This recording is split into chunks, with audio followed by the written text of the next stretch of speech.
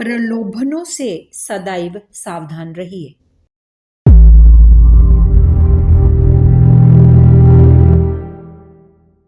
इंद्रियों के कुमार्गगामी होने का सबसे प्रधान कारण भांति भांति के प्रलोभन होते हैं।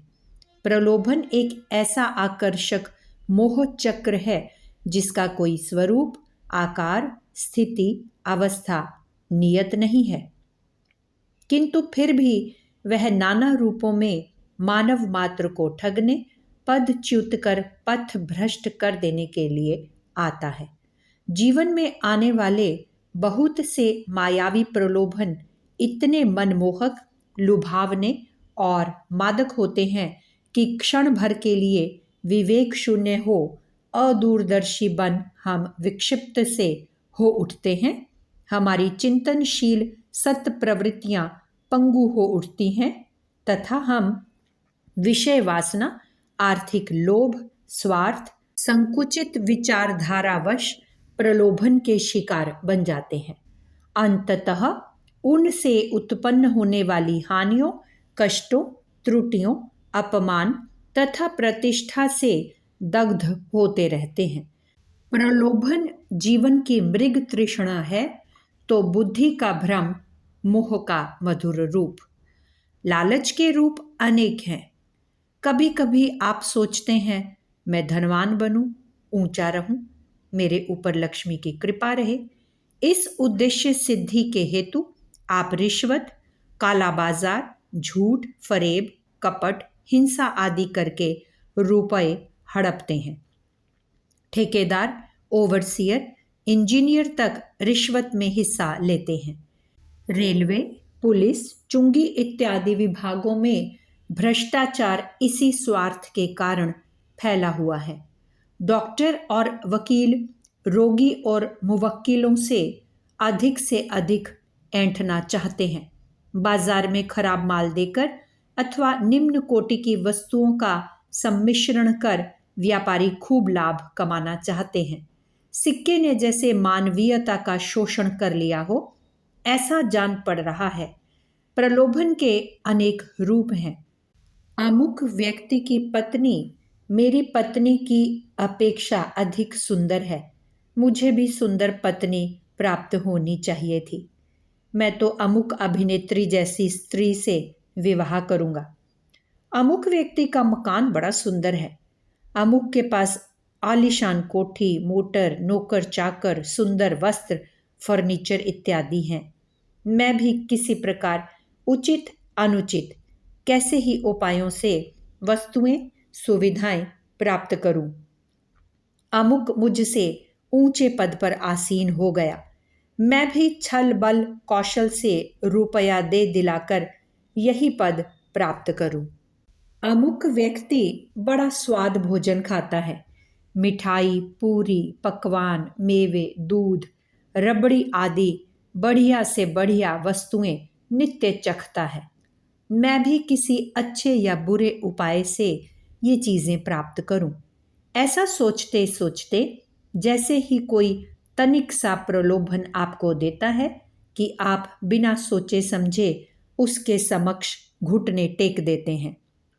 रुपया, कमीशन, फल, मुफ्त सेवा, नाना उपहार ले लेना सब प्रलोभन के ही स्वरूप हैं। इनका कोई आदि अंत नहीं। समुद्रों की तरंगों की भांति वे आते ही रहते हैं। नैतिक दृष्टि से कमजोर चरित्र वाले व्यक्ति आसानी से प्रलोभन के शिकार बन जाते हैं। जिनकी आवश्यकताएं, विलासी इच्छाएं, चटोरपन, अनुचित मांगें और नशे बढ़े हुए हैं, वे प्रायः प्रलोभनों के सामने झुकते हुए देखे गए हैं। जिन्हें दान, दहेज, यात्राएं, भौतिकता, टीप टाप का शौक है, वे लालच में फंसते हैं। कभी कभी सहज सात्विक बुद्धि वाले भी दूषित वातावरण के प्रभाव से प्रलोभनों के चक्कर में आ जाते हैं। विषयों में रमणीयता का भास बुद्धि के विपर्यय से होता है। बुद्धि के विपर्यय में अज्ञान संभूत अविद्या प्रधान कारण है। इस क्षणिक भावावेश, अदूरदर्शिता के ही कारण हमें प्रलोभन में रमणीयता का मिथ्या बोध होता है। प्रलोभन से तृप्ति एक प्रकार की मृग तृष्णा मात्र है। प्रलोभन में मुख्यतः दो तत्व काम करते हैं, उत्सुकता और दूरी। ईसाइयों के मतानुसार आदि पुरुष एडम का स्वर्ग से पतन ज्ञान वृक्ष के फल को चखने की उत्सुकता के ही कारण हुआ था। उन्हें आदेश मिला था कि वे अन्य सब वृक्षों के फलों को चख सकते हैं, केवल उसी वृक्ष से बचते रहें। जिस बात के लिए हमें रोका जाता है, अप्रत्यक्ष रूप से उसके प्रति हम अधिकाधिक आकृष्ट होते हैं। अतः आदम को वर्जित फल के प्रति उत्सुकता उत्पन्न हुई।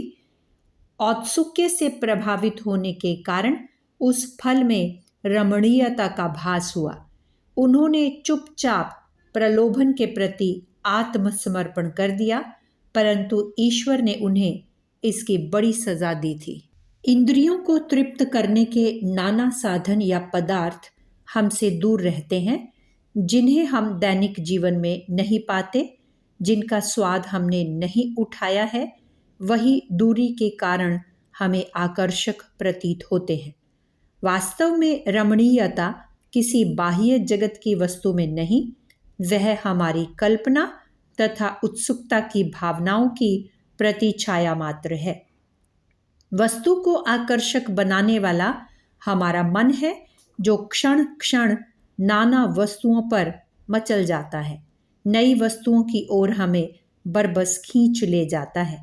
कभी वह जिह्वा को उत्तेजित कर हमें सुस्वादु वस्तुओं की ओर आकृष्ट करता है, कहीं कानों को मधुर संगीत सुनने के लिए खींचता है, कहीं हमारी वासना को उद्दीप्त कर मादक वृत्तियों को उत्तेजित कर देता है।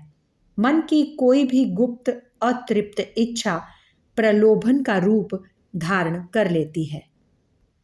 विवेक का नियंत्रण ढीला पड़ते ही मन हमें स्थान स्थान पर बहकाता फिरता है, अथवा विवेक पर आवरण पड़ा रहने से बुद्धि तिरोहित हो जाती है। फलस्वरूप हम पतन की ओर जाते हैं। हमारा वातावरण गंदा हो जाता है, हम दूसरों को धोखा देते हैं। विवेक पर पर्दा रहने से ही दुष्ट पुरुष विद्या को विवाद में, धन को अहंकार और विलास में, बल को परपीड़ा में लगाते हैं, निर्बलों को सताते हैं।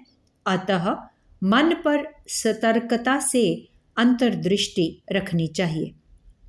जैसे युद्ध करते समय जागरूक संतरी को यह ध्यान रखना पड़ता है कि ना जाने शत्रु का कब आक्रमण हो जाए, कब कब किस रूप में शत्रु प्रकट हो जाए। उसी प्रकार मन रूपी चंचल शत्रु पर तीव्र दृष्टि और विवेक को जागरूक रखने की अति आवश्यकता है। जहाँ मन आपको किसी इंद्रिय संबंधी प्रलोभन की ओर खींचे, वहीं उसके विपरीत कार्य कर उसकी दुष्टता को रोक देना चाहिए। मन बड़ा बलवान शत्रु है। वासना और कुविचारों का जादू इस पर बड़ी शीघ्रता से होता है। बड़े बड़े संयमी व्यक्ति वासना के चक्कर में आकर मन को ना रोक सकने के कारण पथ भ्रष्ट हो जाते हैं। मन को शुद्ध करना अत्यंत दुष्कर कृत्य है। इससे युद्ध करने में एक विचित्रता है।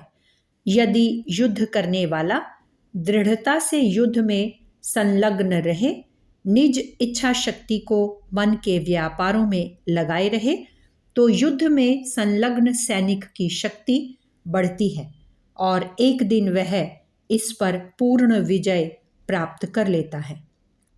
यदि तनिक भी इसकी चंचलता में बहक गए, तो यह मनुष्य के चरित्र, आदर्श, संयम, नैतिक दृढ़ता, धर्म को तोड़ फोड़ कर सब कुछ नष्ट भ्रष्ट कर डालता है। मन को दृढ़ निश्चय पर स्थिर रखने और उसी पर एकाग्र ध्यान रखने से मुमुक्षु की इच्छा शक्ति प्रबल बनती है। मन का स्वभाव मनुष्य की इच्छा के अनुकूल बन जाने का है। इसे जिन विषयों की ओर दृढ़ता से एकाग्र कीजिए वही कार्य करने लगेगा। वह व्यर्थ, निश्चेष्ट, निष्क्रिय नहीं बैठना चाहता। अच्छाई हो या बुराई, वह किसी न किसी ओर आकृष्ट होगा। यदि आप शुभ रचनात्मक समुन्नत कार्यों में उसे न लगाएंगे तो वह बुराई की ओर चलेगा।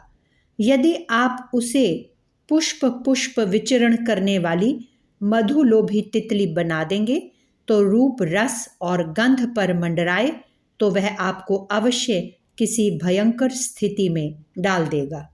यदि आप उसे उदंड रखेंगे तो वह दिन रात असंख्य स्थानों पर भ्रांतिमती रहेगा। यदि आप शुभ इष्ट पदार्थों के सुविचारों में उसे स्थिर रखेंगे तो वह आपका सबसे बड़ा मित्र बन जाएगा। जब जब अपने अंतःकरण में विषय वासना का प्रबल संघर्ष उत्पन्न होता हो तब तब निरक्षीर विवेकी निश्चयात्मक बुद्धि को जागृत कीजिए। मन से थोड़ी देर पृथक रहकर इसके कार्य व्यापारों पर तीव्र दृष्टि रखिए।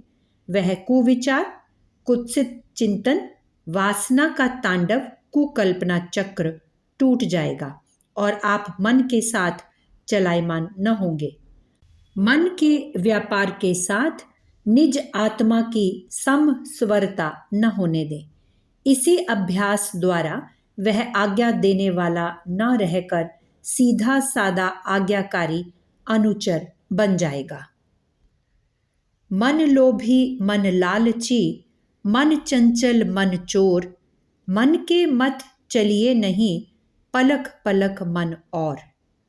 प्रमाद में फंसी इंद्रियों के सुख में स्थिरता नहीं है। इंद्रियां सुख दुख रूप हैं, यह अस्थिर और क्षणिक हैं। इनका आनंद आवरण मात्र है। इंद्रिय सुख के लिए मनुष्य को अनेक कुचक्रों, कुटिल नीतियों का अवलंबन लेना पड़ता है। एक सुख की लालसा में मनुष्य अधिकाधिक उलझता ही जाता है। एक इंद्रिय को तृप्त करते करते मनुष्य दूसरी, तीसरी, अधिकाधिक सांसारिकता में लिप्त होता ही जाता है। अंततः पाप योनि को प्राप्त होता है। जब तक मन और इंद्रियों पर पूरा नियंत्रण नहीं होता तब तक सुख की आशा करना व्यर्थ है। मन पर निरंतर कड़ी दृष्टि रखिए। स्वयं भगवान श्री कृष्ण ने गीता में हमें मन पर तीखी निगाह रखने की ओर निर्देश किया है। असंयत आत्मना योगो दुष्प्राप्य इति मे मतिः वश्यात्मना तु यत्ता शक्यो अवाप्तुम उपायतः। मन को संयमित न करने वाले पुरुष के द्वारा योग दुष्प्राप्य है। स्वाधीन मन वाले प्रयत्नशील पुरुष के द्वारा ही योग प्राप्त होता है, इष्ट सिद्धि प्राप्त होती है। अभ्यास और वैराग्य से मन को वश में करने में बहुत सहायता मिलती है। गीता में मन को भगवान में एकाग्र करने का अमूल्य उपदेश है। यतो यतो निश्चरति मनश्चंचलम स्थिरम तथा ततो नियम्य एतद आत्ममन्येव वशम नयेत। यह स्थिर और चंचल मन जिस जिस कारण से संसार में जाए उससे हटाकर इसे आत्मा में लगाएं। सुख रूप भासने वाले विषय वासना के प्रलोभन में कदापि न फंसिए। मन के विपरीत चलिए। परमात्मा का जो रूप आपको विशेष आकर्षक प्रतीत होता हो उसी में मन बुद्धि को एकाग्र करने का सतत अभ्यास करते रहिए। वैराग्य और शुभ चिंतन के अभ्यास से ही प्रलोभन से मुक्ति मिल सकती है। गायत्री मंत्र के दे अक्षर की व्याख्या इंद्रिय संयम। लेखक पंडित श्रीराम शर्मा आचार्य। यदि आपको हमारी ये वीडियो पसंद आई हो तो इसको लाइक करें, कमेंट करें और शेयर अवश्य करें। हमारे YouTube चैनल ऋषि चिंतन को सब्सक्राइब भी कर लें, साथ ही बेल आइकन को भी दबाएं ताकि आने वाले वीडियोस की नोटिफिकेशंस मिलती रहे। धन्यवाद।